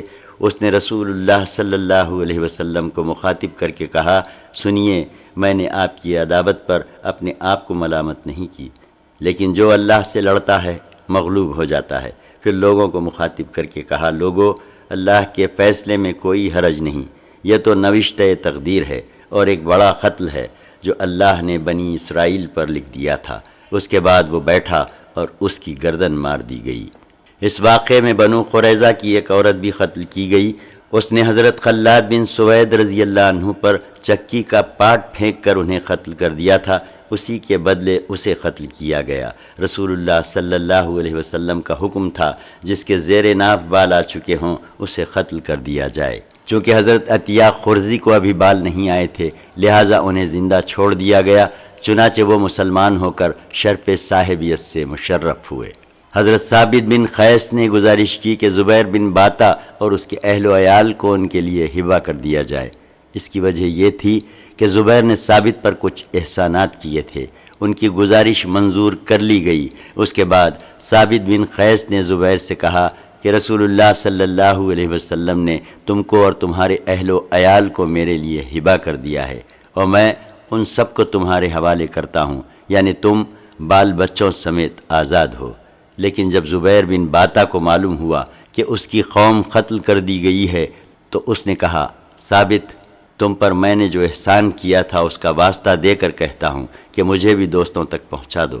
چنانچہ اس کی بھی گردن مار کر اسے اس کے یہودی دوستوں تک پہنچا دیا گیا۔ البتہ ثابت نے زبیر بن باتا کے لڑکے عبد الرحمن کو زندہ رکھا، چنانچہ وہ اسلام لا کر شرف صاحبیت سے مشرف ہوئے۔ اسی طرح بنو نجار کی ایک خاتون حضرت ام المنذر سلمہ بنت قیس نے گزارش کی کہ سموال خرزی کے لڑکے رفاعہ کو ان کے لیے ہبہ کر دیا جائے۔ ان کی بھی گزارش منظور ہوئی اور رفاعہ کو ان کے حوالے کر دیا گیا۔ انہوں نے رفاعہ کو زندہ رکھا اور وہ بھی اسلام لا کر شرف صحبت سے مشرف ہوئے۔ چند اور افراد نے بھی اسی رات ہتھیار ڈالنے کی کارروائی سے پہلے اسلام قبول کر لیا تھا، لہٰذا ان کی بھی جان و مال اور ذریت محفوظ رہی۔ اسی رات عمر نامی ایک اور شخص جس نے بنو قریظہ کی بدعہدی میں شرکت نہ کی تھی باہر نکلا۔ اسے پہرے داروں کے کمانڈر محمد بن مسلمہ نے دیکھا لیکن پہچان کر چھوڑ دیا، پھر معلوم نہیں وہ کہاں گیا۔ بنو قریظہ کے اموال کو رسول اللہ صلی اللہ علیہ وسلم نے خمس نکال کر تقسیم فرما دیا۔ شہ سواروں کو 3 حصے دیے، ایک حصہ اس کا اپنا اور 2 حصہ گھوڑوں کا، اور پیدل کو 1 حصہ دیا۔ قیدیوں اور بچوں کو حضرت سعد بن زید انصاری رضی اللہ عنہ کی نگرانی میں نجد بھیج کر ان کے عوض گھوڑے اور ہتھیار خرید لیے۔ رسول اللہ صلی اللہ علیہ وسلم نے اپنے لیے بنو قریظہ کی عورتوں میں سے حضرت ریحانہ بنت عمر بن خنافہ کو منتخب کیا۔ یہ ابن اسحاق کے بقول آپ صلی اللہ علیہ وسلم کی وفات تک آپ صلی اللہ علیہ وسلم کی ملکیت میں ہیں، لیکن قلبی کا بیان ہے کہ نبی صلی اللہ علیہ وسلم نے انہیں سن 6 ہجری میں آزاد کر کے شادی کر لی تھی۔ پھر جب آپ حجۃ الوداع سے واپس تشریف لائے تو ان کا انتقال ہو گیا اور آپ نے انہیں بقیع میں دفن فرما دیا۔ جب بنو قریظہ کا کام تمام ہو چکا تو بندہ صالح حضرت سعد بن معاذ رضی اللہ عنہ کی اس دعا کی قبولیت کا ظہور کا وقت آ گیا جس کا ذکر غزوہ احزاب کے دوران آ چکا ہے۔ چنانچہ ان کا زخم پھوٹ گیا۔ اس وقت وہ مسجد نبوی میں تھے۔ نبی صلی اللہ علیہ وسلم نے ان کے لیے وہیں خیمہ لگوا دیا تھا تاکہ قریب ہی سے ان کی عیادت کر لیا کریں۔ حضرت عائشہ رضی اللہ عنہ کا بیان ہے کہ زخم ان کے لبا سے پھوٹ کر بہا۔ مسجد میں بنو غفار کے بھی چند خیمے تھے، وہ یہ دیکھ کر چونکے کہ ان کی جانب خون بہہ کر آ رہا ہے۔ انہوں نے کہا، خیمے والو، یہ کیا ہے جو تمہاری طرف سے ہماری طرف آ رہا ہے؟ دیکھا تو حضرت سعد کے زخم سے خون کی دھار رواں تھی، پھر اسی سے ان کی موت واقع ہو گئی۔ صحیحین میں حضرت جابر رضی اللہ عنہ سے مروی ہے کہ رسول اللہ صلی اللہ علیہ وسلم نے فرمایا کہ سعد بن معاذ رضی اللہ عنہ کی موت سے رحمان کا عرش ہل گیا۔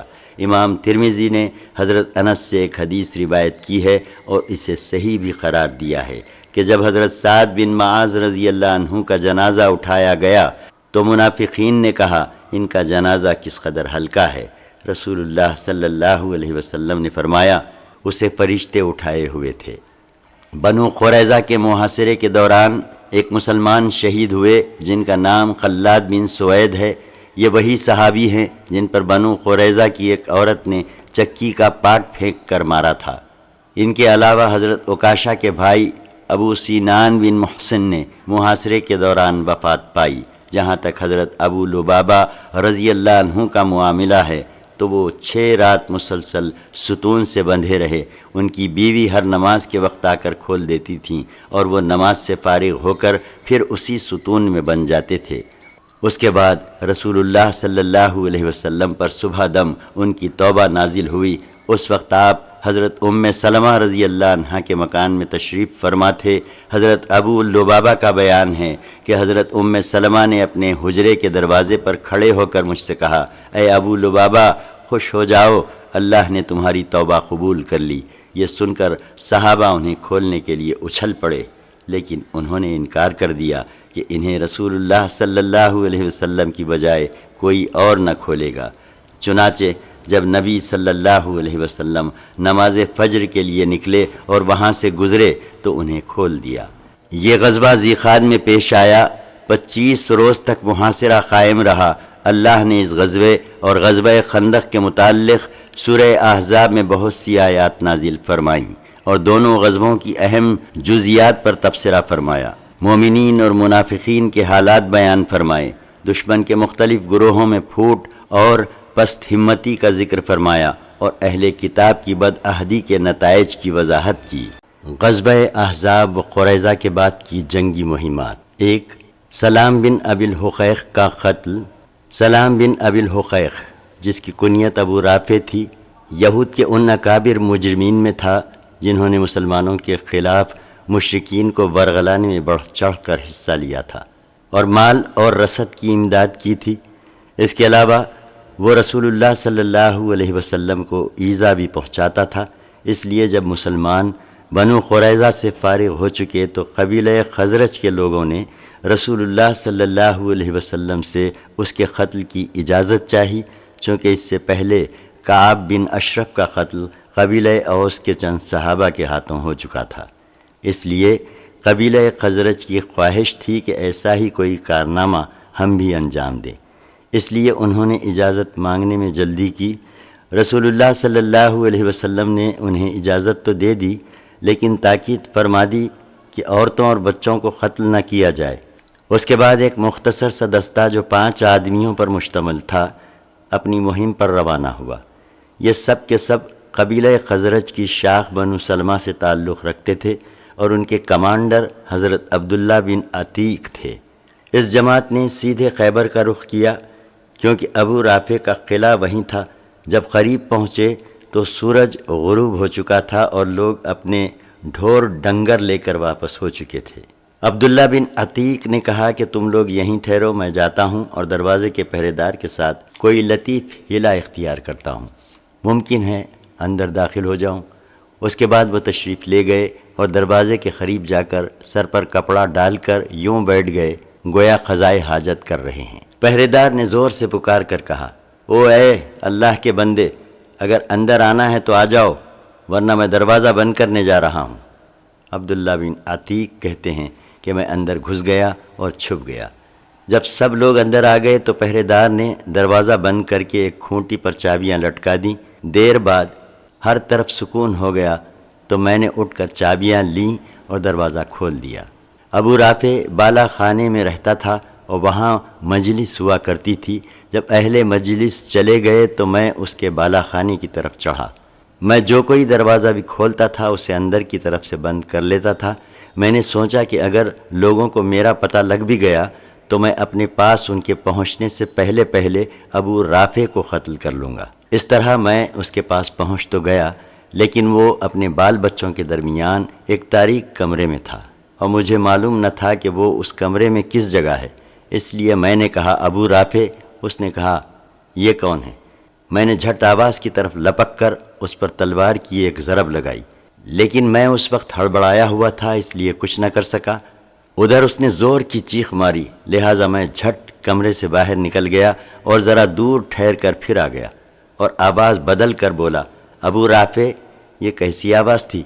اس نے کہا، تیری ماں برباد ہو، ایک آدمی نے ابھی مجھے اس کمرے میں تلوار ماری ہے۔ عبداللہ بن عتیق کہتے ہیں کہ اب میں نے ایک زوردار ضرب لگائی جس سے وہ خون میں لت پت ہو گیا، لیکن اب بھی میں اسے قتل نہ کر سکا تھا، اس لیے میں نے تلوار کا نوک اس کے پیٹ پر رکھ کر دبایا اور وہ اس کی پیٹھ تک جا رہا۔ میں سمجھ گیا کہ میں نے اسے قتل کر لیا ہے، اس لیے اب میں ایک ایک دروازہ کھولتا ہوا واپس ہوا اور ایک سیڑھی کے پاس پہنچ کر یہ سمجھتے ہوئے کہ زمین تک پہنچ چکا ہوں، پاؤں رکھا تو نیچے گر پڑا۔ چاندنی رات تھی، پنڈلی سرک گئی، میں پگڑی سے اسے کس کر باندھا اور دروازے پر آ کر بیٹھ گیا اور جی میں کہا کہ آج جب تک یہ نہ معلوم ہو جائے کہ میں نے اسے قتل کر لیا ہے یہاں سے نہیں نکلوں گا۔ چنانچہ جب مرغ نے بانگ دی تو موت کی خبر دینے والا قلعے کی فصیل پر چڑھا اور بلند آواز سے پکارا کہ میں اہل حجاز کے تاجر ابو رافع کی موت کی اطلاع دے رہا ہوں۔ اب میں اپنے ساتھیوں کے پاس پہنچا اور کہا بھاگ چلو، اللہ نے ابو رافع کو کیفر کردار تک پہنچا دیا۔ چنانچہ میں نبی صلی اللہ علیہ وسلم کی خدمت میں حاضر ہوا اور آپ صلی اللہ علیہ وسلم سے واقعہ بیان کیا تو آپ صلی اللہ علیہ وسلم نے فرمایا اپنا پاؤں پھیلاؤ۔ میں نے اپنا پاؤں پھیلایا۔ آپ صلی اللہ علیہ وسلم نے اس پر اپنا دست مبارک پھیرا اور ایسا لگا گویا کوئی تکلیف تھی ہی نہیں۔ یہ صحیح بخاری کی روایت ہے۔ ابن اسحاق کی روایت یہ ہے کہ ابو رافع کے گھر میں 5 صحابہ کرام گھسے تھے اور سب نے اس کے قتل میں شرکت کی تھی، اور جس صحابی نے اس کے اوپر تلوار کا بوجھ ڈال کر قتل کیا تھا وہ حضرت عبداللہ بن انیس تھے۔ اس روایت میں یہ بھی بتایا گیا ہے کہ ان لوگوں نے جب رات میں ابو رافع کو قتل کر لیا اور عبداللہ بن عتیق کی پنڈلی ٹوٹ گئی تو انہیں اٹھا لائے اور قلعے کی دیوار کے آر پار ایک جگہ چشمے کی نہر گئی ہوئی تھی، اسی میں گھس گئے۔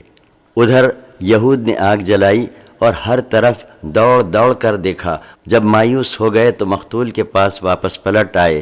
صحابہ کرام رضی اللہ عنہم واپس ہوئے تو حضرت عبداللہ بن عتیق کو لاد کر رسول اللہ صلی اللہ علیہ وسلم کی خدمت میں لے آئے۔ اس سریہ کی روانگی ذیقعدہ یا ذی الحجہ سن 5 ہجری میں زیر عمل آئی تھی۔ جب رسول اللہ صلی اللہ علیہ وسلم احزاب اور قریظہ کی جنگوں سے فارغ ہو گئے اور جنگی مجرمین سے نمٹ چکے تو ان قبائل اور اعراب کے خلاف تعدیدی حملے شروع کیے جو امن و سلامتی کی راہ میں سنگ گراں بنے ہوئے تھے اور قوت قاہرہ کے بغیر پرسکون نہیں رہ سکتے تھے۔ ذیل میں اس سلسلے کے سرایا اور غزوات کا اجمالی ذکر کیا جا رہا ہے۔ 2 سریہ محمد بن مسلمہ۔ احزاب و قریظہ کی جنگوں سے فراغت کے بعد یہ پہلا سریہ ہے جس کی روانگی عمل میں آئی۔ یہ 30 آدمیوں کی مختصر سی نفری پر مشتمل تھا۔ اس سریے کو نجد کے اندر بکرات کے علاقے میں ذریہ کے آس پاس خرطہ نامی مقام پر بھیجا گیا تھا۔ ذریہ اور مدینہ کے درمیان 7 رات کا فاصلہ ہے۔ روانگی 10 محرم سن 6 ہجری کو عمل میں آئی تھی اور نشانہ بنو بکر بن کلاب کی ایک شاخ تھی۔ مسلمانوں نے چھاپا مارا تو دشمن کے سارے افراد بھاگ نکلے۔ مسلمانوں نے چوپائے اور بکریاں ہانک لیں اور محرم میں ایک دن باقی تھا کہ مدینہ آ گئے۔ یہ لوگ بنو حنیفہ کے سردار ثمامہ بن اثال حنفی کو بھی گرفتار کر لائے تھے۔ وہ مسیلمہ کذاب کے حکم سے بھیس بدل کر نبی صلی اللہ علیہ وسلم کو قتل کرنے نکلے تھے، لیکن مسلمانوں نے انہیں گرفتار کر لیا اور مدینہ لا کر مسجد نبوی کے ایک کھمبے سے باندھ دیا۔ نبی صلی اللہ علیہ وسلم تشریف لائے تو دریافت فرمایا ثمامہ تمہارے نزدیک کیا ہے؟ انہوں نے کہا اے محمد میرے نزدیک خیر ہے، اگر تم قتل کرو تو ایک خون والے کو قتل کرو گے، اور اگر احسان کرو تو ایک قدردان پر احسان کرو گے، اور اگر مال چاہتے ہو تو جو چاہو مانگ لو۔ اس کے بعد آپ صلی اللہ علیہ وسلم نے انہیں اسی حال پر چھوڑ دیا۔ پھر آپ صلی اللہ علیہ وسلم دوبارہ گزرے تو پھر وہی سوال کیا اور ثمامہ نے پھر وہی جواب دیا۔ اس کے بعد آپ صلی اللہ علیہ وسلم تیسری بار گزرے تو پھر وہی سوال و جواب ہوا۔ اس کے بعد آپ صلی اللہ علیہ وسلم نے صحابہ سے فرمایا کہ ثمامہ کو آزاد کر دو۔ انہوں نے آزاد کر دیا۔ ثمامہ مسجد نبوی کے قریب کھجور کے ایک باغ میں گئے، غسل کیا اور آپ صلی اللہ علیہ وسلم کے پاس واپس آ کر مشرف با اسلام ہو گئے۔ پھر کہا خدا کی قسم روئے زمین پر کوئی چہرہ میرے نزدیک آپ صلی اللہ علیہ وسلم کے چہرے سے زیادہ مبغوض نہ تھا، لیکن اب آپ صلی اللہ علیہ وسلم کا چہرہ دوسرے تمام چہروں سے زیادہ محبوب ہو گیا ہے، اور خدا کی قسم روئے زمین پر کوئی دین میرے نزدیک آپ کے دین سے زیادہ مبغوض نہ تھا، مگر اب آپ صلی اللہ علیہ وسلم کا دین دوسرے تمام ادیان سے زیادہ محبوب ہو گیا ہے۔ آپ کے سواروں نے مجھے اس حالت میں گرفتار کیا تھا کہ میں عمرہ کا ارادہ کر رہا تھا۔ رسول اللہ صلی اللہ علیہ وسلم نے انہیں بشارت دی اور حکم دیا کہ عمرہ کر لیں۔ جب وہ دیار قریش میں پہنچے تو انہوں نے کہا ثمامہ تم بددین ہو گئے ہو۔ ثمامہ نے کہا نہیں بلکہ میں محمد صلی اللہ علیہ وسلم کے ہاتھ پر مسلمان ہو گیا ہوں۔ اور سنو، خدا کی قسم، تمہارے پاس یمامہ سے گیہوں کا ایک دانہ نہیں آ سکتا جب تک کہ رسول اللہ صلی اللہ علیہ وسلم اس کی اجازت نہ دے دیں۔ یمامہ اہل مکہ کے لیے کھیت کی حیثیت رکھتا تھا۔ حضرت ثمامہ نے وطن واپس جا کر مکہ کے لیے غلہ کی روانگی بند کر دی، جس سے قریش سخت مشکلات میں پڑ گئے اور رسول اللہ صلی اللہ علیہ وسلم کو خرابت کا واسطہ دیتے ہوئے لکھا کہ ثمامہ کو لکھ دیں کہ وہ غلے کی روانگی بند نہ کریں۔ رسول اللہ صلی اللہ علیہ وسلم نے ایسا ہی کیا۔ 3. غزوہ بنو لحیان۔ بنو لحیان وہی ہیں جنہوں نے مقام رجی میں 10 صحابہ کرام رضی اللہ عنہم کو دھوکے سے گھیر کر 8 کو قتل کر دیا تھا اور 2 کو اہل مکہ کے ہاتھوں فروخت کر دیا تھا، جہاں وہ بے دردی سے قتل کر دیے گئے تھے۔ لیکن چونکہ ان کا علاقہ حجاز کے اندر بہت دور حدود مکہ سے قریب واقع تھا اور اس وقت مسلمانوں اور قریش و اعراب کے درمیان سخت کشاکش برپا تھی، اس لیے رسول اللہ صلی اللہ علیہ وسلم اس علاقے میں بہت اندر تک گھس کر بڑے دشمن کے قریب چلے جانا مناسب نہیں سمجھتے تھے۔ لیکن جب کفار کے مختلف گروہوں کے درمیان پھوٹ پڑ گئی، ان کے عزائم کمزور پڑ گئے اور انہوں نے حالات کے سامنے بڑی حد تک گھٹنے ٹیک دیے، تو آپ صلی اللہ علیہ وسلم نے محسوس کیا کہ اب بنو لحیان سے رجی کے مقتولین کا بدلہ لینے کا وقت آ گیا ہے۔ چنانچہ آپ صلی اللہ علیہ وسلم نے ربیع الاول یا جمادی الاولیٰ سن 6 ہجری میں 200 صحابہ کی معیت میں ان کا رخ کیا۔ مدینے میں حضرت ابن ام مکتوم کو اپنا جانشین بنایا اور ظاہر کیا کہ آپ ملک شام کا ارادہ رکھتے ہیں۔